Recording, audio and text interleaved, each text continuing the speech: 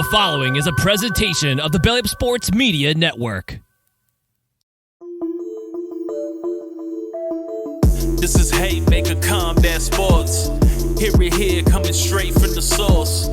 Only with the real, they ain't here to dress it up. Sweet science, MMA, you can get it all from us. Trust, 5 stars, cause it's live. And through the fight game, we can guide ya. Slick talking, putting them in caution. Passing all the goals, cause the audio is awesome.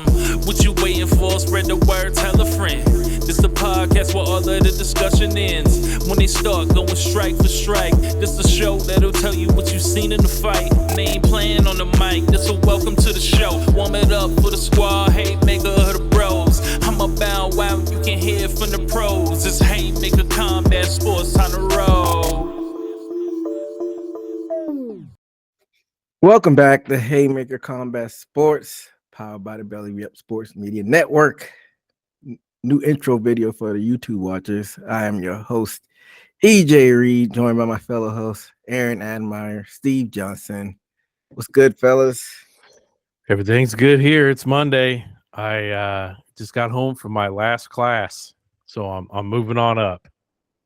Oh, nice. What happens after that? I graduate on the 26th of this month. That's it. Man, just no more classes? No classes, no drug tests, no nothing. I'm on like bench probation after September 26th. Congrats. So what happens after you said a bench probation? Yeah. Basically, I don't have to see my probation officer. It's just don't get in trouble. So they're like, they don't monitor you from like anything, like you could Nothing. You could, partake in legal recreational activities, I guess. They say I'm not supposed to, but they have no way of knowing unless I get in trouble. So when what time period when they just don't care at all? Yeah, that's what it is. Starting September 26th, like I'm on probation till June. Just don't get in trouble. But okay, so after June, they just have no type of. Oh, after June, I have nothing. Absolutely nothing. I am free. So that's interesting. So they're telling you that you're not supposed to, just in case you get in trouble. But if they're not testing you, then they don't know. That's interesting to me. Yeah, well, she said after September 26th, no drug test. I don't have to go to her office. I don't have to do anything. Just send her I got to email her my check stubs once a month to show I have a job. But other than that, she won't hear from me, and I won't hear from her. Nice. That's only a few more weeks, and then time to party a little bit.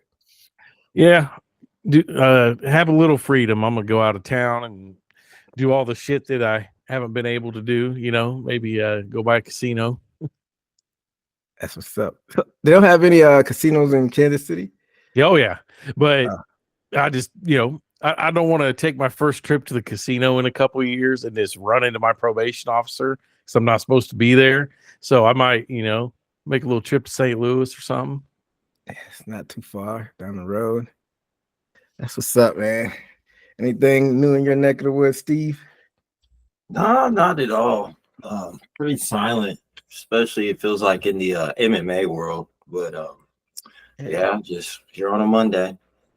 Yeah, we will get to that in a little bit. But it is that time of the year, fall. I guess it's not officially fall, but unofficial start of fall with football underway. And I know you two aren't big football guys, but it's one of my favorite times of the sports year. Both my college and NFL teams actually have a chance. That gives you belief at the beginning of the season that they may do something, but they always end up breaking your hearts in case of my teams. But you're a Cowboys guy, right? Indeed I am. Yeah. Didn't they just give Dak Prescott like the biggest contract ever or something? Yeah, ever. I can't remember how many years the extension was for. I think it was in the 200s or so, or 300. But I know his annual salary is like $60 million, which is the highest. I think the second highest was the Packers quarterback Love, was 55, and they're gonna keep stretching it out. Like now that inflation and everything's expensive now, so you're just gonna keep seeing people, the highest played players. That's gonna keep increasing with each new contract that these quarterbacks get. So yeah, that's what they said on Sirius the other day when they were talking about Dak Prescott. They said what that does is, it basically sets up the next Cowboys quarterback to make even more, because they're always looking for the highest caliber quarterback. So the next guy's already got an argument to make a ton of money. Yeah, and you live in the city of the defending Super Bowl champs, and Patrick Mahomes, some people are already putting him as the GOAT. I mean, Tom Brady fans would have to argue about that, but I can imagine what the price is going to be once he goes into renegotiations. I think he's signed a contract not too long ago, like a year or two ago, maybe extension, but got to pay him probably the most ever. So yeah. We're going for the three-peat this year. That's got to put him in the talks as the GOAT. I don't think Tom Brady ever did the three-peat. Nobody has. It hasn't been done yet. So, even if he doesn't get to 7, which I don't know if anybody will, if you could say you three-peated, that could give you like your own little, feather in the cap, so to speak. Yeah, for sure. We'll see. But enough football talk. This is an MMA show. And like both of y'all said, it's been really kind of quiet on the MMA front. I've been kind of checked out since the 305 card. I know they had a fight night card this past weekend where Gilbert Burns headlined that one. So I got to go back and watch it. So I hadn't got any spoilers somehow, but we do have a card this weekend. But before we get into that, something that ran across my news feed is, I don't know who was interviewing Dana White. He gets interviews all over the place. But they asked him his Mount Rushmore in MMA, and answers that he gave were John Jones, Ronda Rousey, George St. Pierre, and Conor McGregor. What are your initial thoughts on his list? I'll start with you, Steve. Well, I was waiting for one name in there, and it became invalid to me when he didn't put Anderson Silva in there. John Jones, yeah, I agree with him, but everything else can be negotiable to me. Admire. John Jones, yes. GSP, yes. I gotta say yes to Ronda Rousey because of what she did for ushering in the women's MMA. As a fighter, I don't know about Ronda Rousey, but just what she brought to the table and the exposure, I say yes. Conor McGregor, he's not on mine, but I'm not mad at it. He's same thing. He brought a lot of eyes and attention to MMA. He has a lot of great wins, but in my head, a lot of his wins have a lot of asterisks with them too. So I guess a lot of people are going to have different credentials when they make their Mount Rushmore. But my personal Mount Rushmore, I have it strictly like in the cage stuff, because nobody can argue what Conor McGregor did, as far as outside the cage and bringing eyes and money to the sport. I mean, as far as that goes, nobody's touching him. But mine is strictly, I guess, from a in the cage standpoint. But if y'all would have to go with a Mount Rushmore, who would y'all put in yours? I'll start off with you, Admire. GSP, John Jones, Anderson Silva, probably BJ Penn. Interesting. Explain your picks for all of those people. Well, I mean, John Jones, duh. I mean, he's the baddest man on the planet. GSP, same thing. GSP does have 2 losses. He's avenged both losses. Retired, came back, went up a weight class, and instantly fought the champ at the time and won. I mean, GSP's dedication to his training and just everything that he does, you got to have him up there. Anderson Silva, his title, reign was unbelievable. I mean, he beat everybody, and he made a lot of great fighters look very average. So, I mean, he's definitely up there. And then I said BJ Penn just because he was kind of like Anderson Silva of his time when he first started. You know, a lot of people, especially newer MMA fans, know BJ Penn is kind of this washed up guy that's on, like, I think the last time I looked, he might be on a 6-fight losing streak or something, maybe even more. But back in the early 2000s, BJ Penn was the man at lightweight. Yeah. And he loved fighting so much that a lot of people don't know this. You know, those like jiu-jitsu tournaments that they have outside of the UFC that they get to be in. BJ Penn fought Lyoto Machida in jiu-jitsu. I mean, he wasn't afraid to go at it with anybody. BJ Penn was badass back then. BJ Penn was a guy that kind of overstayed his welcome. That's why fans don't remember him favorably. But people, tend to forget that back before the term super fight was overused and watered down, him and GSP actually went through it and had a super fight. And that fight ended up happening, and that's what people wanted the GSP or Anderson Silva to do, Anderson Silva and John Jones never did it, but BJ Penn and GSP actually did it back when it was a legitimate super fight. So yeah. And then my honorable mention, I got to give it to Demetrius Johnson. That's a good pick. I mean, he slept on for him being in the smaller weight division, but he retired this week. Oh, really? See, that didn't come. That's a newsworthy story that I didn't come across my feed. Huh. Well, hats off to magnificent career. I didn't realize he retired. Mighty Mouse. Who would you put on your Steve? Definitely Demetrius Johnson was going to be John Jones.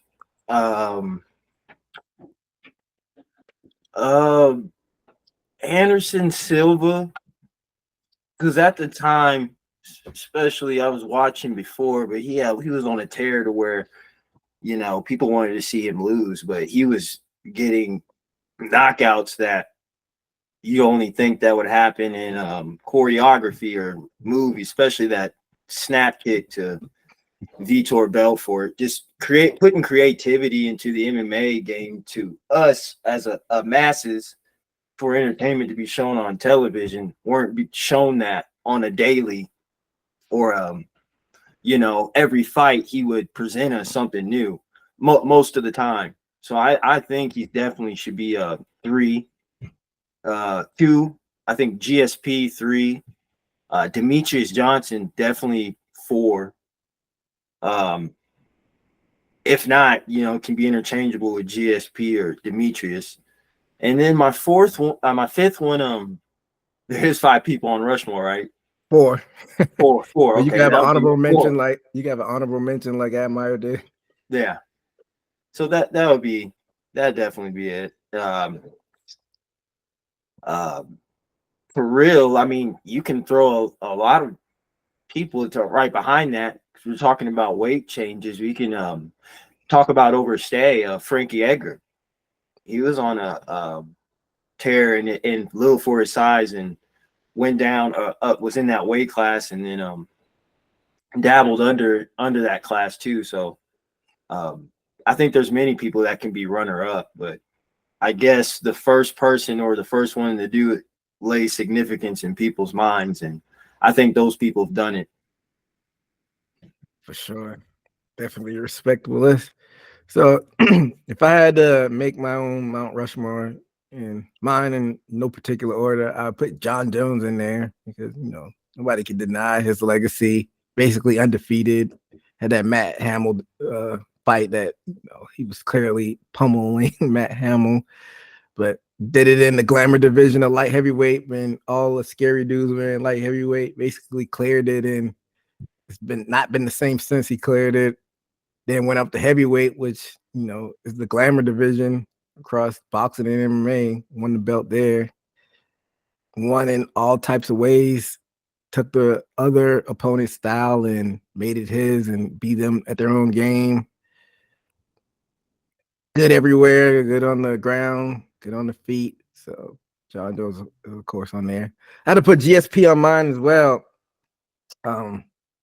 GSP, I think he is probably like the best person that actually was a box office draw and produced results, because like we were talking about Conor, I mean, he was a box office draw, but he was up there for what, a fight or two before he lost, and only fought once in the past 4 years or something ridiculous like that. So, and then GSP was just like a pure martial artist and defended the belts I don't know how many times, and never got in trouble. Like, for all the great things John Jones did, a lot of the haters will bring up the, past out of case stuff and even the failures with drug tests and stuff. I don't care about that, but for a hater, they'll bring it up. But GSP had none of that, so that's why he's on my list. And I got a lot of the same people as Amar. I got Anderson Silva. Did you have Anderson Silva on yours, Amar? I know Steve did. Yeah, I had him on mine. Yeah, like when you think about video games, you thought about Anderson Silva. He's just doing all types of Matrix stuff, things that you didn't really see when he did it. And you have people try to emulate his style afterwards. You got the Izzies and the MVPs, but nobody did it at the high level that Anderson Silva did it for so long. How many times he defended the belt? Izzy got close, but not quite. But yes, I definitely put Anderson Silva on my list. And then I got to show the woman some love, but I'm going to put Ronda Rousey on mine. She's kind of like the woman version of Conor McGregor, got the sport out there and made a lot of money in the box office and put it on the mainstream level. But I got Amanda Nunes on as the last person on my Mount Rushmore. She was the boogie woman in that bantamweight division, and she had 4 losses, or maybe even 5. I think she lost to Juliana. I know she lost to Juliana Pena, but I think that made it her 5th loss. But she was just scary, and she went out there, and people thought that Cyborg was going to give her 5th, and she went out there and started Cyborg, who was considered a lot of people's woman GOAT. So got to put Amanda Nunes on there, and retired on top too. Retired double champ. So you can't, you can't just forget about what Amanda Nunes did for the sport as well. So that's who I have on my Mount Rushmore. That's definitely a fun list to talk about. So yeah, it makes me feel old talking about some of that, like the Anderson Silva thing. Like, my first exposure to Anderson Silva was a fight night card on Spike TV in 2006. It was his first fight in the UFC, and he was fighting against Chris Lieben, and Chris Lieben was actually doing pretty good coming off of like the Ultimate Fighter and stuff. So I was like, I don't know who this Anderson Silva guy is, but he's getting his ass kicked by Chris Lieben, and just Anderson Silva made him look so silly. I think that might have been Silva's first fight at UFC in general too. That's crazy that you happen to be watching that on a random fight night, one of those back in the Spike days. Yeah, not a lot of people saw what he was doing in Pride, and I think if you go back, I don't think his Pride record was stellar either. I think he had a loss in there. When he had a few losses. Right before he came to UFC, he lost to Okami in Rumble on the Rock, illegal kick. He got submitted in Pride twice. Yeah, see, like he had some Pride losses. That's probably why people didn't see it coming. Like you said, not everybody could watch those Pride cards because they're over there in Japan, and you had to get them on video. But he came over to the US and proved that he was worth the hype. So, like I said, definitely a fun topic to talk about. But fellas, let's get into this weekend's event. UFC 306, reporting live from the Sphere in Paradise, Nevada, basically Las Vegas, Nevada. So this was a long time in the making. Ever since the Sphere went up, Dana White was talking about holding the card there. And now we get to the card this coming up weekend. Do y'all think like the optics of the Sphere will live up to the hype? And I'll start off with you, Admire. Yeah, I think it will. I mean, it's a big thing just to have the first event there for the UFC. Everything that I've seen, everything else they've done at the Sphere has been very cool looking. So no doubt this is going to be big. You know, the seating there is kind of weird. It's almost like a theater type auditorium thing. I'm wondering if like they'll project the actual fight. You know how they have like monitors in the arena. I wonder if they'll have like the background be like the fight itself. I don't know. It's going to be interesting to see what they do. Definitely. How about you, Steve? You think it's to live up to the hype? I hope so. Me just imagining it, I hope like every stop of action would be like sort of a halftime show, so to speak, you know, showing something on the screen, um, how they would present it, showing the camera towards the sphere, how they introduce people on the screen. You know, that's what I'm anticipating with this card, and I think that's what also is bringing eyes to this card too. Just the curiousness how they'll do the producing of it. I wonder if they're going to show the fight on the outside of it, since the outside of it's monitors too. Yeah, there's some. I was just in Vegas earlier this summer, and they got some weird stuff that goes on that screen. Like just any random time during the night, it'll be like an eyeball on there winking at you. I doubt they'll show the fight on there just because they want people to be inside. But they'll probably do something like maybe having like a promo video on there showing throughout the night of the fighters, maybe. But I don't think they'll have like a live feed of the fight. Like Amar said, they should be able to do some cool stuff with it, like just seeing concerts being held in there and whatnot. But I don't know if y'all heard about the ticket prices, how ridiculous the ticket prices were there. What do y'all think about them trying to like gouge people with the ticket prices? I think the cheapest ticket was like $2,000 or something like that, if I'm not mistaken, nosebleed. What? That's crazy. It's like an 18,000 capacity arena. Yeah, but it's the first event that's happening there. But I think recently, like, because some people weren't buying, I think like it finally dipped back down to like 900 something. I don't know what your thoughts on that initially, Amar. That's really high. I'm going to pull up and see how much the cheapest tickets are right now. I mean, to me, not to really shit on it, but this isn't like a landmark card or something big. You know what I mean? Like, there's a couple big names on it, but this isn't like a big card. Yeah, but it's the first one happening in this Sphere, man. You only have your first time once, so. As of right now, the nosebleed tickets, the highest up, section 405, row 17, $698, and it's a resale ticket. So, yeah, so they're dipping down a little bit more than when I heard they dipped down to 900. It's all resale. I don't know what the face value prices were, but they went up like they got sold out so quickly. You didn't even have a chance to buy it. But, what are your thoughts on those prices, Steve? I guess it's I'm assuming it's not sitting as much as a usual what do you call it, convention or a place they're holding it at.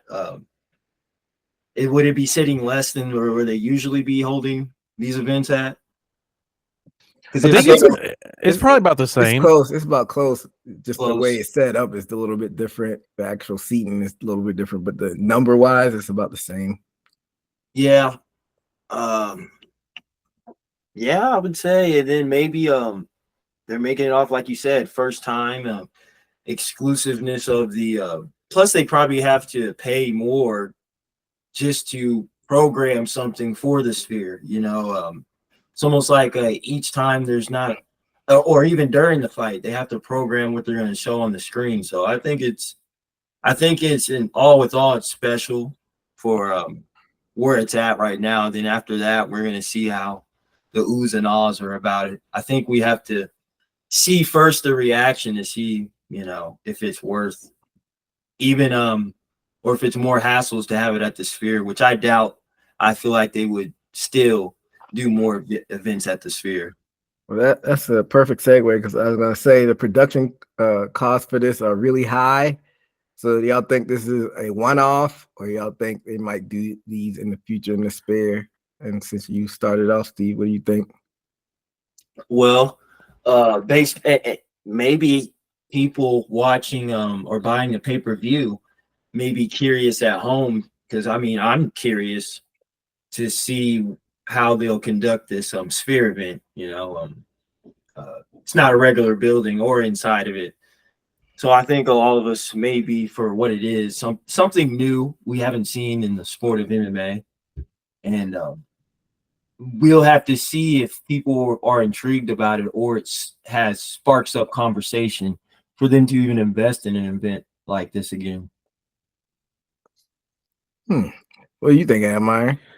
I think it all depends on how this goes. And I think it'll be either, one extreme or the other.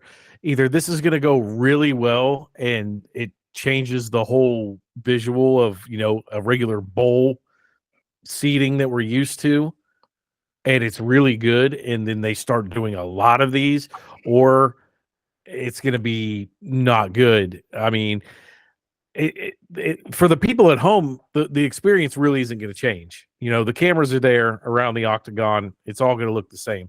It's going to be all about the experience for the people that did buy tickets and stuff. So it's kind of a wait and see how it turns out. More on the tickets. There is a couple sections that are on the floor. Mm-hmm. It looks like the tickets for the floor are anywhere from 3,000 to 8,000. 3,000 to 8,000. Who would do that? Like, I know people would do it. You got high roads there in the Vegas area. Yeah, and you always have the celebrities there and stuff. I mean, I've always imagined it. This is a pipe dream. I've always thought if I hit the Powerball, like 200 million or something, I'd put about 10 million in a CD or something that grows interest, and that would be the money I spent on events. That way, every year I just leave that money there, and it pays for all the events that I'd go to. I imagine somebody probably does that. All right. So, say both of y'all didn't have kids, but y'all aren't like hitting the Powerball, but y'all have like a pretty decent salary. What's the most that you would pull a trigger on to go to this event? I'll start with you, Admire. For anything, I mean, whether it's UFC, baseball, or football, anything, if I know kids make good money, I mean, I'd still be cheap. $1,000 would probably be the most. That's more than I would say. Well, how about you, Steve? I'll say the more money I would put in it, the more I would bring people. The more expensive, the less. So, and even then, it's very hard for me to just, at least at this point in my life, to drop thousands of dollars on a seat or a chair.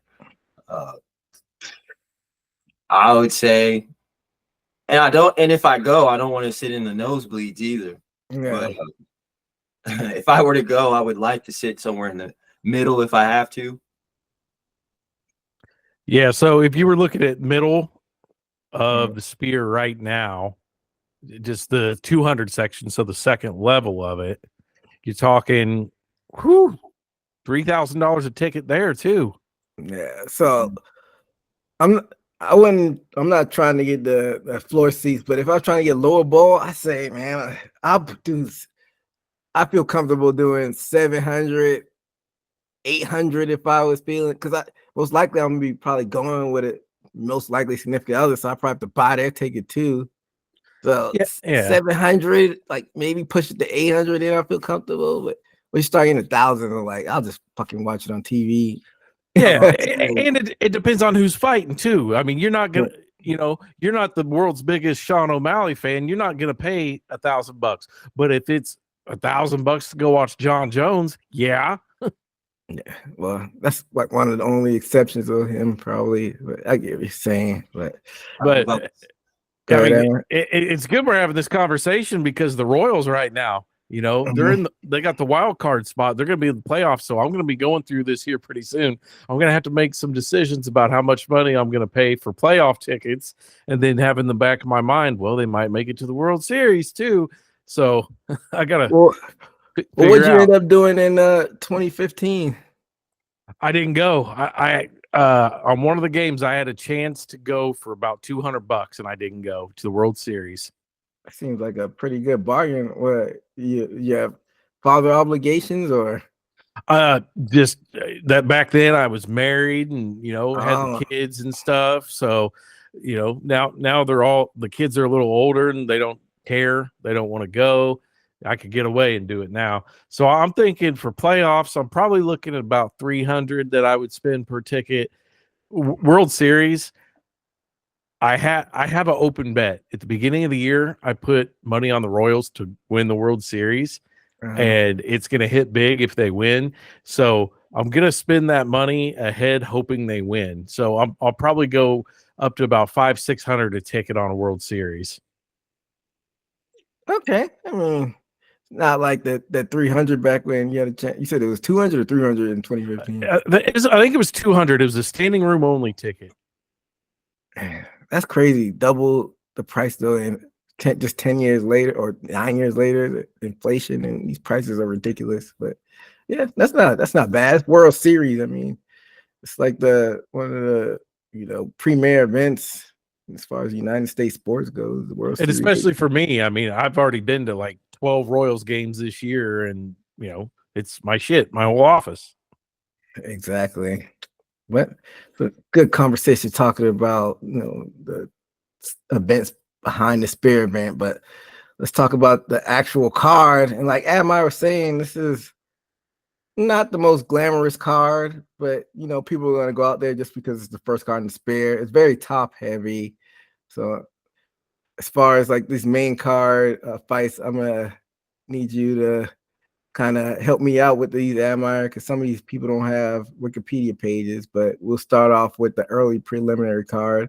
One guy who I thought would have a Wikipedia page by now in the bantamweight division, you got Raul Rosas Jr. facing Archie Kuling. And I want to say, didn't Raul just fight not too long ago? He just had a submission win in June. So that's a pretty quick turnaround, but I know he's been wanting to fight on this early preliminary card. Like I said, he's facing Archie Lang on there. I guess if y'all have time, y'all peep the Raul's fight because he's been having a lot of hype. Yeah. Man, I was very high on this kid. He's an excellent fighter, but he had a random stinker fight like a year ago, like back in April 2023. The fight went to a decision, and he landed 2 strikes the whole fight. I don't even remember that one. I know he lost. I remember that one. Yeah, it was a decision against Christian Rodriguez.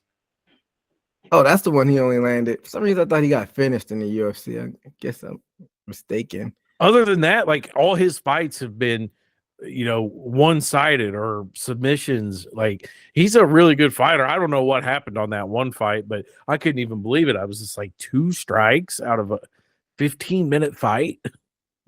But the kid was 19, so I'm glad. It's good that he get out of his system early on. So hopefully he doesn't repeat, that performance. But you interested in this one, Steve?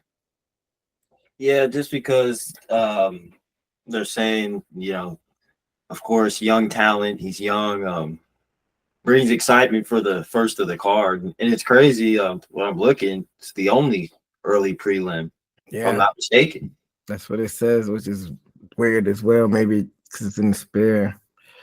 But I'm sure that will probably come on 6 something since it's the only card. I mean, fight on the early prelim card. But yeah, I know I'll be probably going to the Mizzou game, but it's a morning game, so I'll probably be around watching that Raul Rosas Jr. fight. But let's go to the preliminary card. In the flyweight division, we got Edgar Charez versus Josh Van. Women's strawweight, we got Yasmin Uruguay versus Caitlin Souza. Lightweight division, we got Ignacio Bahamondes versus Manuel Torres. And then the women's bantamweight division is the featured fight on the preliminary card. We got Irene Aldana versus Norma Dumont. Will y'all be tuning to watch any of these fights? I'll probably tune in to watch Irene Aldana fight. I mean, she went the distance with Nunez, which we just talked about. That's on, your Mount Rushmore. She's not a horrible fighter. She alternated some wins and losses, but, her last one was a win. So always exciting. A lot of her wins in violent fashion. Steve? Not too many. The only ones that bring significance of a name to me is Irene Aldana and Norma Dumont. Those two ring a bell from fighting past champions. So for what it's worth, I guess that would be the ones I would be more interested to watch on that prelim. So if I do end up tailgating this weekend, I probably won't be watching any of these live. Not even probably the Raul Rosas Jr. So all these prelim cards, I'll probably scroll through the results and see which ones ended the finish, or go on the timeline and see which one was a banger. But like I said, Irene Aldana, former bantamweight title contender, so she definitely has a little bit of name value. So hope I may be able to catch that one. But as far as the other ones, like I said, I'll keep my ear out and see what happens with that. But let's go to the main card, fellas. And this is where I need some of Admire's help. In the flyweight division, we got Ronaldo Rodriguez versus Ode Osborne. And so with Ode, he's on a 2-fight losing streak, and he's got finished in both of those by submission, rear naked choke. So that's something that he needs to go in the lab and study. So this is like a crossroads fight for him. And as far as Ronaldo Rodriguez, he does not have a Wikipedia page. This is where I need Admire's fight. What's going on with Rodriguez? And what are the odds for this one, Admire? Well, they don't even have any odds posted on the UFC website for this one, so I'm not sure if it's just a pick 'em or if they're just going to put in the odds late. I thought it was real interesting that they're opening up the card with Osborne, with those 2 losses. Yeah. What's is this Rod? How many fights has Rodriguez had in the UFC? Let's see. He doesn't have a Wikipedia. I know Tapology has Yep, it. he won. He has one in the UFC. He beat Bondar by submission, second round. Second round, huh? So the odds have Rodriguez is a -130 to Osborne's +110. So like you said, it's pretty much a pick 'em. So I'll start off with you, Admire. Your thoughts on this one? Well, I'm just going to go with Rodriguez. Just recency bias. He's got the more recent win. Osborne 2-fight skid. Yeah, why not? Steve. It's a hard one. Although Ode Osborne is the only one that I have remembering of his fights. You said he's in a 2-fight losing streak, and you say Ronaldo's coming off of a win. I'll go with Ronaldo. I'll go with Ronaldo because especially you say if they're off of submissions, and what was Ronaldo's last win? It was a submission. Yeah. I'll go with Rodriguez. Yeah, I know Osborne's back is going to be against the wall, so never count a man when his back against the wall. But I don't know, like Admire said, a little bit of recency bias, and I'm gonna go with Vegas on this one. I'm gonna go with Ronaldo Rodriguez as well, which takes us to the next fight on the card. In the lightweight division, we got Daniel Zahuber versus Esteban Ribovics. I remember Zahuber. He's pretty entertaining with his post-fight press conference. From what I remember, who was it against? I think it might have been against Prado or Giagos, but he's only had one loss in his career. It was in a UFC fight against Trey Ogden. But he's on a 3-fight winning streak. Started back in April of 2023, and I don't know too much about Esteban Ribovics. I don't know if you have that information preview on you, Admire. He's won his last two. One by KO, TKO, and the other by unanimous decision. And both of these were in the UFC? I believe so.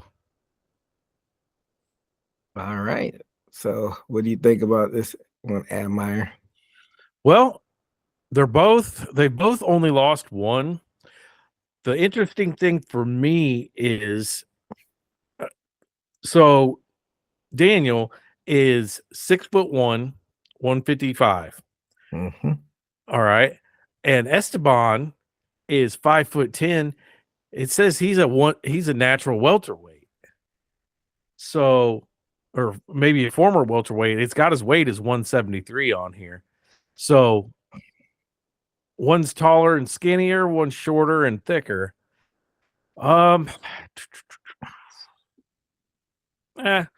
Give me Esteban. Well, okay. I'm going to go with the thicker guy. Admire with Esteban. Steve. I would say I'll go with Esteban just because he has a finish, and although he's not coming up to the height that he was, he got a KO off of McKinney, who is a taller opponent from what I remember. I can't remember exactly. I mix up the knee against the cage or the kick. I think he got head kicked his last McKinney when he knocked out McKinney, and I don't think Zelbar has a finish except that one submission. I think other two were decisions. He had an anaconda choke on Christos Giagos. Yeah, like you said, all the other ones were decision. He's on a contender. He's a contender series guy, but the other ones were decisions. His other two wins, and then he has a loss, like I said, against Trey Ogden. I liked how he fought when he fought McKinney, and I wish I had a date in my mind about Zellhuber, but I'll go with Ribovics. Well, so both of y'all taking Esteban Ribovics. Once again, I'm gonna go with Vegas on this one. They have Zellhuber as a minus 250 against Ribovics is plus 205. So, and I like Am I say, he's a taller fighter, lanky, could use his range. And like I said, I remember his post-fight interview. He's pretty energetic in that, which that doesn't dictate how he's gonna fight, but I like the kid's personality. So let me take Zellhuber on this one. Fellas, now we're gonna get into the nitty-gritty, the meat of this card. In the featherweight division, we got Brian T. City Ortega versus Diego Lopez, guy that fights out of Alexa Grasso's camp out there in Mexico. Admire, what are your thoughts? Yeah, this one's kind of hard for me. Diego Lopez, like, exciting fighter, man, and he's on a good little streak. His last fight was against Ige. I believe it was Ige. Was that right? Let me make sure I'm saying it right. Because Dan Ige. Remember, it had to be a catch weight. Ige had to get called in. Lopez did get that win. Yeah, and before that, Lopez had a couple knockouts, submission. But you're talking about Brian Ortega, man. His only losses have been against Yair Rodriguez, Max Holloway, and Volk. So it's not like Ortega's just like losing to nobodies. And I don't think Diego Lopez has really had a big test yet, Mm-hmm. So, man, I know Lopez is on a tear right now, but Brian Ortega for me. Steve? Yeah, Lopez is looking good, but I've counted Brian Ortega out, and he's surprised me, especially when he came back and put on that boxing clinic. I forgot against too, but I think he surprised people then. And then we already know that, he's pretty much good if it comes to the ground or grabbing hold of the submission.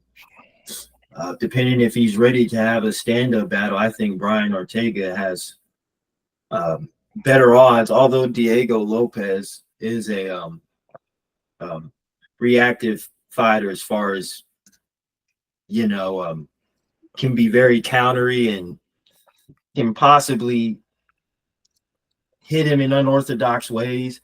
Because Lopez is not a pushover. I don't think stand up either.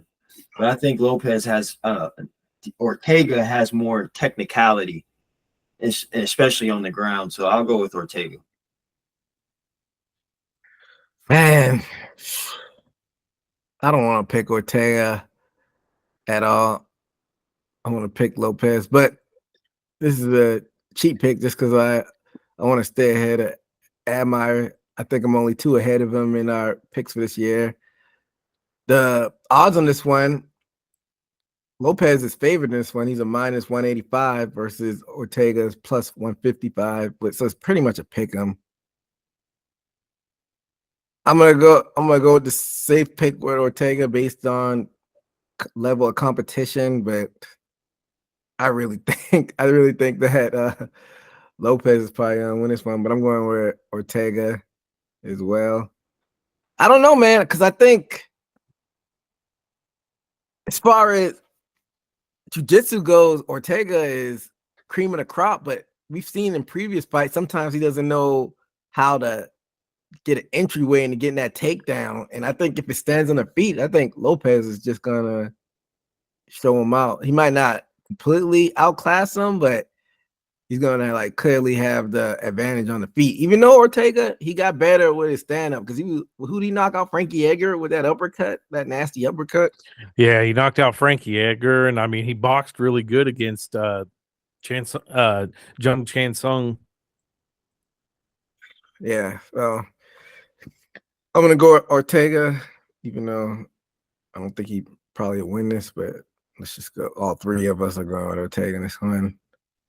That takes us to the co-main event, a trilogy. Everybody likes a good trilogy, but it's not a rubber match because they had a draw, so it could be a possible 4th fight in this one.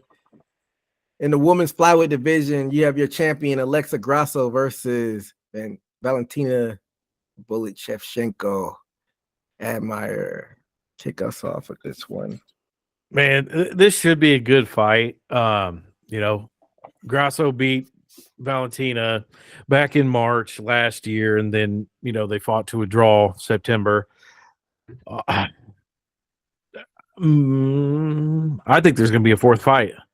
I'm going Valentina on this one. I think Valentina, I think she's only lost to Grasso, Nunez, and I think Liz Carmouche or something real early in her career. I don't know. I don't even know. Yeah, give me Valentina. So Admire has Valentina. Steve, your thoughts? I think it could be up for grabs, but I'll go for Valentina. Just the fact that she had the belt, and who doesn't not want it, especially the last fight they had. It's not like she was slacking from the first loss. It seems they're still up to par with each other, and the belt can still be for grabs. And I think not having it puts a vengeance under Shevchenko. So both of you have Shevchenko. I'm not gonna cheat on this one. I'm going with Grasso on this one. Shevchenko is a legend in this flyweight division. She's been the totem pole, so to speak, as far as the flyweight division. She defended 3, 4, 5 times. But Like they say, man, Father Time's undefeated. Valentina is, and it's painful for me to say because we're the same age, but Valentina's a little bit up there in age. Gets hard to train when you get up there in your mid 30s and wear and tear and whatnot. And Grasso, it was 31 maybe. And Grasso's a big girl. Like Valentino's big because Valentina used to fight in bantamweight, but Grasso is a big girl too. She's not gonna get pushed around in there. And the odds say this is pretty much a pick'em as well. Grasso's a minus 120 to Shevchenko's plus 100. So Vegas is saying this is pretty much a pick'em as well. So it's gonna come down to who makes that one little mistake and maybe gets that flash knockdown or gives up the submission. And everybody's thinking it's going into 4 fights, but I don't know if Grasso wins this one. I think puts the stamp on it. But I'm gonna go with Grasso to win this one. So I'm definitely excited to see it happen because this has been a fight in the making. They were both coaches on this past season's Ultimate Fighter. So get to see them actually go in there and scrap. Which takes us to our main event in the bantamweight division. Your champion, Sugar Sean O'Malley versus Merab Dvalishvili. And my favorite fighter, Sean O'Malley. So I'll let him kick this one off. Yeah, man. This one, I've been looking at these guys' past fights like all day long, just trying to figure out who I'm going to pick for this. Man, I talked so bad about Sean O'Malley, and every time he comes out and wins, but Merab, we've been saying, what's going to happen when he faces somebody like Merab? Merab's on a 10 fight win streak. Technically, O'Malley's on a just as long winning streak. The Vera thing, I don't know if I really count that because O'Malley was hurt. Win's a win, whatever. This is going to be really interesting. I'm pretty sure I said that I would never bet against Sean O'Malley again, but I have to. Man, I have to. I have to take Merab on this just because the dude's so good, like all over the place. And that's it. He's good all over the place. Yeah. Merab's good all over the place. I don't know, man. It's got to work one of these times betting against Sean O'Malley. I've picked him like the last 2 or 3 to make up for it. Now I'm back against him. Steve? I'm gonna have to go with Merab because he just has a good chance of getting those takedowns and just having more wouldn't say more of an advantage looking at it, but I can say he definitely possibly could hurt O'Malley on the stand-up.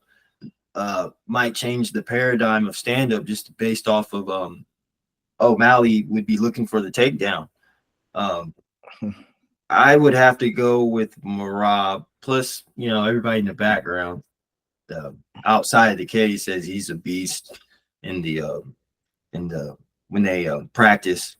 So I think O'Malley has potential to hurt him, but the odds of the takedown, I think, are more in odds. So I'll have to go with Merab. So both of you have Merab. So as we know, Merab and teammates with Aljamain Sterling, it's kind of how it delayed this title shot in the first place because he didn't want to face his training partner. And we saw what happened with Sean O'Malley and Aljamain. But, styles make fights. And I got to stick with what I was saying before this fight even got made, that Sean O'Malley was ducking Merab. I don't think he wanted to see Merab. That's why he had that Cheeto Vera defense, which I picked Sean O'Malley to win that one.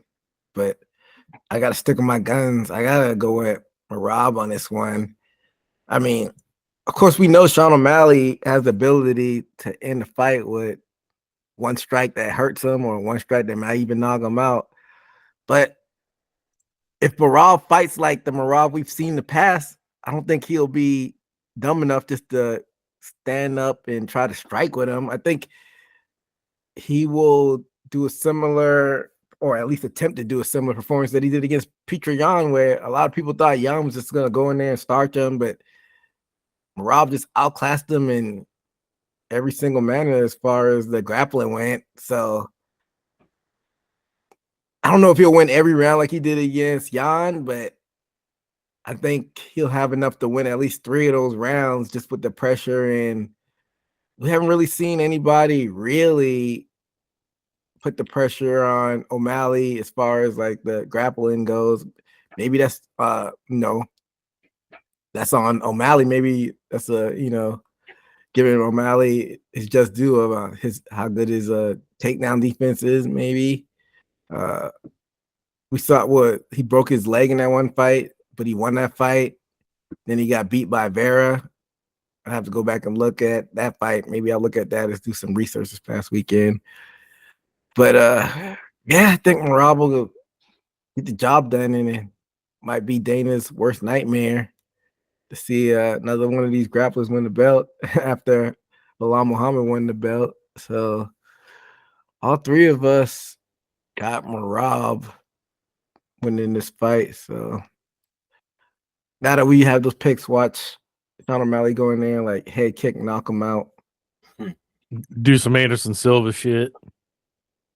Yeah, but I'll say this: if O'Malley gets through this defense, I don't really see anybody really touching him in the near future. And as far as the bantamweight, so you'll start to see talks about him going up to 145, which I hate, and stuff like that, or him fighting Tank Davis or some bullshit if he does beat Marab. I don't know. What do you think about that, Am I? Tank Davis would smoke him. Well, of course, but he's still gonna try to entertain it just to, get buzz and stuff. Yeah, I mean, dude, I critique Sean O'Malley more than anybody, but if he gets this win, let him move up, let him do whatever he wants. I mean, he like, it seems like he just burst on the scene recently, but he's been around a few years. Like he's earned it at that point. I think that I let his character kind of influence some of my thoughts on him. He's a great fighter. I remember every time I watch his fights, I'm like, this dude has some of the most accurate striking I've ever seen. He's not a horrible fighter. So if he gets this win, let him move up. Let him dip his toes in another, division. So you'd want to see him move up that quickly, even if he only defended this would be his second title defense? I mean, like you said, though, there's really nobody up there that you really think could beat him. If that weight class is kind of that dry, why not? I don't know. Who else is up there? I mean, you could always get a money fight against Jose Aldo, him returning. I think they put him back in the rankings after he had his comeback fight. Yeah, but I mean, how cool would it be to see Sean O'Malley go up and fight, Ilya Topuria? That Max Holloway fight, if Max Holloway could beat Ilya Topuria, that would be interesting just because they're both lanky like that.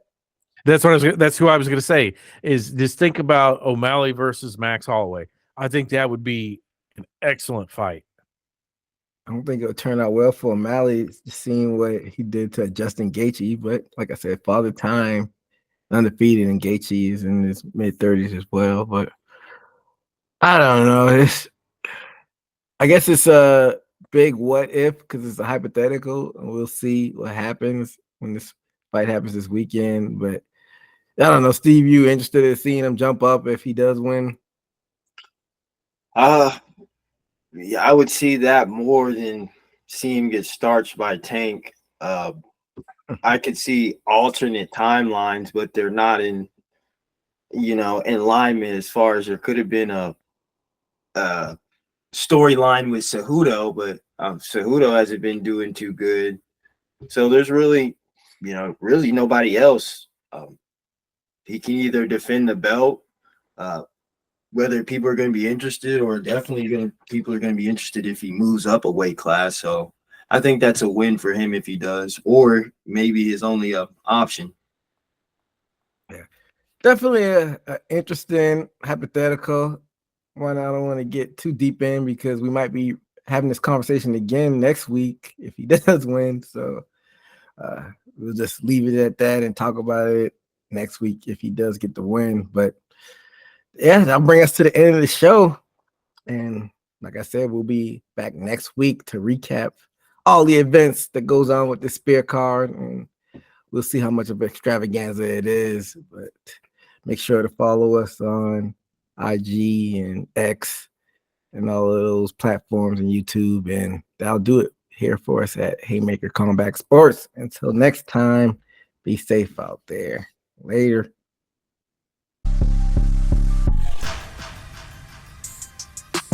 Hit the takedown, ground and pound, that was from the top. Heel hooking, no more plot, I leave you in the knot. Pound for pound, been the greatest. Sitting on the top, man, I'm laughing at